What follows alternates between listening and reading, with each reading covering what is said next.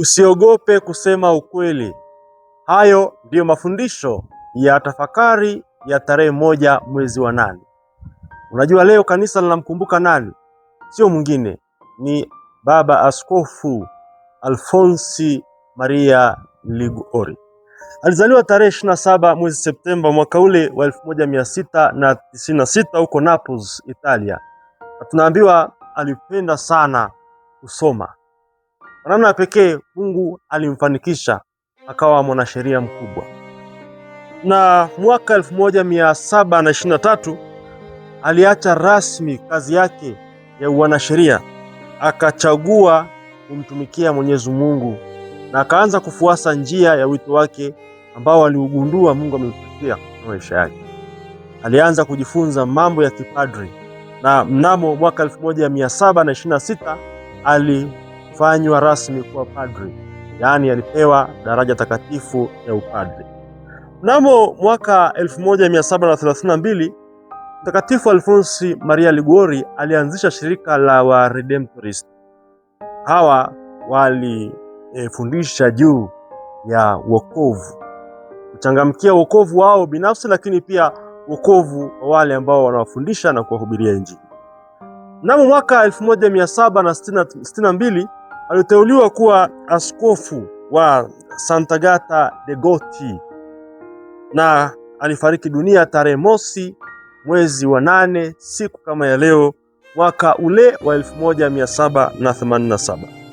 Baba Mtakatifu Pio wa 9 mwaka 1871 alimtangaza rasmi kuwa ni mwalimu wa kanisa. Na maisha yake, ndugu zangu wapendwa, yanatufundisha kwamba ukweli unapaswa kushinda hofu. Kweli ni muhimu kuliko mafanikio, heshima na hata usalama wa mtu binafsi. Narudia tena, fundisho kubwa ambalo tunalipata siku hii ya leo ni kwamba ukweli ni muhimu kuliko mafanikio ya mtu, kuliko heshima ya mtu, lakini pia kuliko usalama wa mtu. Sasa ndugu zangu wapendwa, somo hilo pengine alijifunza kutokana pia na watakatifu waliomtangulia. Injili ya leo inazungumza habari ya Yohane Mbatizaji. Huyu alikuwa ni mtu jasiri sana katika kusema ukweli. Alimweleza Herodi, lakini pia alimweleza Herodia ambaye alikuwa ni mke wa Filipo ndugu yake mfalme Herodi, kwamba si halali huyu Herodia kuoana na mfalme Herodi kwa sababu ni kama vile alirithi mke, alimchukua mke kwa mabavu ili kuishi naye na angali sio mke wake halali. Sasa huyu mfalme Herode kumuoa mke wa ndugu yake Filipo ambaye anaitwa Herodia ilikuwa ni chukizo kwa Mungu, lakini pia katika utaratibu wa sheria sio sawa sawa. Yohane Mbatizaji alikuwa tofauti na mimi na wewe. Hakukaa kimya, alizungumza ukweli. Na mojawapo ya sifa ya kumtambua kwamba mtu ni nabii wa kweli ni yule ujasiri wa kusema ukweli bila kuogopa kuharibiwa heshima yake au usalama wake au mafanikio yake. Ndugu zangu wapendwa, Yohane Mbatizaji aliwekwa ndani, na pamoja na kwamba aliwekwa ndani bado aliendelea kusimama upande wa Mungu. Naambiwa siku moja mfalme Herode alikuwa anaadhimisha birthday yake na akawaalika mawaziri na watu wakuu wa nchi. Pamoja na Herodia alikuwepo na binti mmoja ambaye ni mtoto wa huyo Herodia. Naambiwa katika hiyo karamu Herode pamoja na mawaziri wake na wageni wake, mabibi na mabwana, wakiwa wamekaa, ukawekwa mziki, naye binti yule wa Herodia akacheza mziki vizuri sana. Na baada ya kucheza mziki ule, tunaambiwa mfalme Herode alifurahi sana, akatoa ahadi. Sikilizeni ninyi watawala, akatoa ahadi tena ambayo ni mbaya zaidi. Anamwambia, sema chochote unachotaka nitakupatia, hata ikiwezekana nusu ya ufalme. Ona jinsi ambavyo ukishindwa kucontrol hisia zako unaweza kufanya maamuzi makubwa ambayo dunia inaweza kukushangaa. Mfalme akamwambia, omba chochote. Binti akaenda kwa mama yake, mama, niombe nini? Binti akaambiwa, omba sasa hivi katika sahani kichwa cha Yohane Mbatizaji. Herode akaletewa ujumbe na yule binti kwamba naomba zawadi yangu iwe ni kichwa cha Yohane Mbatizaji, kwa sababu yule Herodia tayari alishakuwa na ugomvi na Yohane Mbatizaji na alitafuta sababu ya kumuua. na sasa amepata sababu. Unaona, anamtuma askari kule gerezani akamkate kichwa Yohane Mbatizaji, na kichwa kinaletwa, anapewa yule binti. Sasa mimi najiuliza swali, walikwenda kukila kile kichwa au walikipeleka wapi? Ndugu zangu, huyu binti naye pia ana makosa, kwa sababu kwa nini amwamini mama yake? Na pengine walikuwa wana shauri moja na mama yake. Ni kwa nini waingie katika mtazamo huo huo? Ni funzo kwa watoto. Amri yani inasema waheshimu baba yako na mama yako upate miaka mingi na duniani. Lakini heshima hiyo haipaswi kuzidi ile heshima ambayo Mungu pekee anapaswa kupewa. Haipaswi kuzidi heshima ambayo mtu kama sura na mfano wa Mungu anapaswa kupewa. Huyu binti angepaswa kukataa, lakini alikubali. Mbaya sana ndugu zangu wapendwa. Lakini la muhimu hapo ni kwamba Yohane Mbatizaji alisimama imara na hata akahatarisha usalama wake kwa ajili ya kuzungumza ukweli. Lakini pia ndugu zangu wapendwa, mfalme huyu Herode naye pia ana changamoto kubwa, kwa sababu tunaambiwa alikuwa na hofu ya Mungu. Ni kama vile alikuwa ni mshabiki wa kisirisiri wa Mtakatifu Yohane Mbatizaji, kutokana na kwamba aliona maajabu yaliyotendeka kupitia yeye na jinsi ambavyo watu wengi walimfuasa. Watu wengi walikubali ubatizo wake kwa ajili ya kumwandalia njia ya Kristo. Ndugu zangu wapendwa, pamoja na kwamba Herode alikuwa bado ana kaimani fulani kwa Yohane Mbatizaji, lakini heshima yake mbele ya watu, viapo vyake vya kujitukuza yeye na yeye kuongezewa utukufu vilimfanya awe tayari hata kumwaga damu ya mtu ambaye alimwamini. Ndugu zangu wapendwa, jambo hilo nalo ni baya sana. Ninyi viongozi, nafikiri mnanisikiliza vizuri. Ndugu zangu, unaweza kuwa unaogopa maoni ya watu kufanya maamuzi ya msingi na ya muhimu na ambayo yanampendeza Mwenyezi Mungu. Lakini usikubali kuiga mfano huyu mfalme Herode, kwa sababu hofu ya watu inaweza kufanya ufanye jambo ambalo utajutia maisha yako yote mpaka siku unapofariki dunia. Mwingine ambaye tunamwona katika maandiko matakatifu, nabii Yeremia, katika somo la kwanza la siku hii ya leo. Ni mwendelezo wa somo la jana na juzi. Yeremia anaendelea kupiga msumari kwamba watu wafanye toba, la sivyo wataangamia. Taifa la kigeni litakuja kuwachukua kuwapeleka utumwani. Sasa watu wanatamani kumuua katika hili somo la kwanza, lakini wanatokea wengine wanaanza kumtetea. Lakini bado Yeremia anakuwa tayari, pamoja na kwamba anatetewa vile, lakini bado yuko tayari hata kufa kwa ajili tu ya kuzungumza ukweli, na wazo lile la ukweli linatokeza tena hapa kwamba mtumishi wa Mungu hawezi kuuza ukweli wake ili awe salama. Bado pointi ni ile ile. Ndugu zangu wapendwa, katika haya yote ambayo tumeyazungumza tunajifunza nini? Kuna kitu ambacho kinaitwa fear of people, hofu ya watu katika kutekeleza majukumu yetu. Mara nyingi tunatekeleza majukumu yetu kwa kuwatazama watu wanasemaje. Je, watafurahi? Huo sio mtazamo sahihi kwa Mkristo.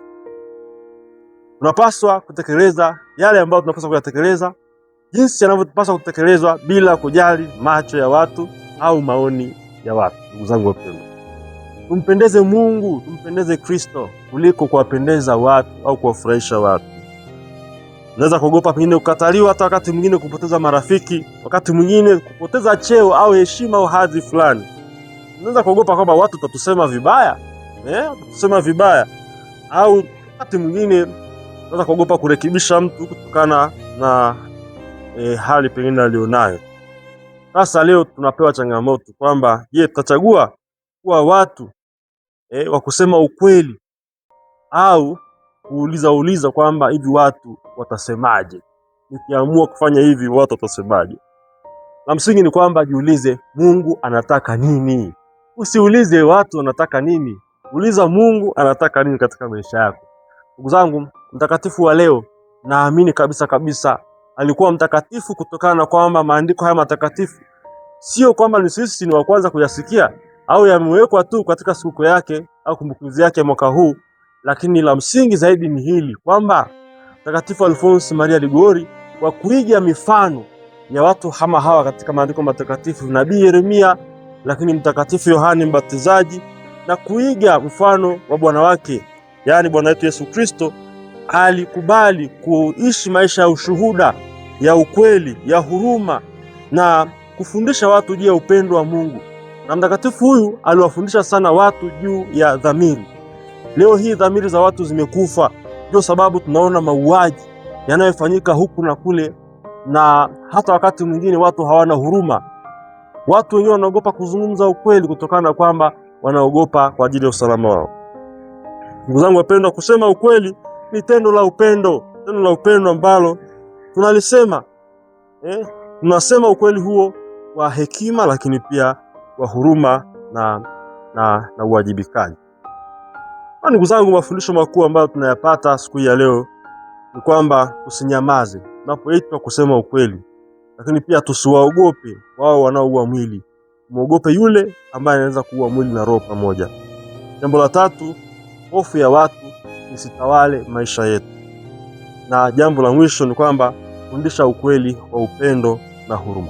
Changamoto zetu sisi wa Kristo leo hii, tunachagua ukweli pale ambapo tunaona una faida. Pale ambapo huna faida, basi tuchague. Uchague ukweli hata kama mambo ni magumu. Linda dhamiri yako, ulinde dhamiri zetu kuliko sifa za watu. Sifa za watu zinaweza kuua dhamiri zetu. Turekebishe watu wengine kwa upendo, sio kwa chuki, na tusifanye maamuzi makubwa tukiwa na presha ya watu. Ndugu zangu, swali kuu la leo ambalo tunaulizwa kila mmoja wetu ni kwamba, je, ninaishi kwa ajili ya kumpendeza Mungu au kuwapendeza watu? Ni bora kukataliwa na watu kwa sababu ya kuzungumza ukweli kuliko kukubaliwa na kila mtu, kukubalika na watu wote kwa sababu ya kuzungumza uongo. Mbaya sana. Mtakatifu Alfonso Maria Liguori ambaye alizaliwa mwaka 1696 na kufariki siku kama ya leo, ambayo ndo tunaamini ndo birthday yake ya kule mbinguni, na ambayo tunaikumbuka siku ya leo, mwaka ule wa 1787, ni askofu na mwalimu wa kanisa. Tunamuomba tuombee kwa Mungu ili tupate ule ujasiri wa kuishi maisha ya kweli, ya kuzungumza na kutetea ukweli bila kusema uongo, na hata kuzungumza na kutetea kwa upendo pale ambapo tunawakanya na kuwaonya wengine na wale ambao wako juu yetu katika madaraka. Na zaidi sana, baki waaminifu kwa Kristo hata kama ukweli utatugharimu sifa zetu au heshima yetu au mafanikio yetu au usalama wetu. Tafadhali usiache kusubscribe, like na kushare katika Habari Njema channel. Ukifanya hivyo, utakuwa umekuwa mmoja kati ya wale ambao wanaeneza injili hii ya ukweli, ili Mungu atukuzwe na mwanadamu apate wokovu. Usiache kuweka comments zako hapo chini. Wakati huu Habari Njema channel inaendelea kuboresha vipindi vyake. Ili kutafuta ubora wa video zetu, tumeamua kutafuta kamera ya 4,700,000.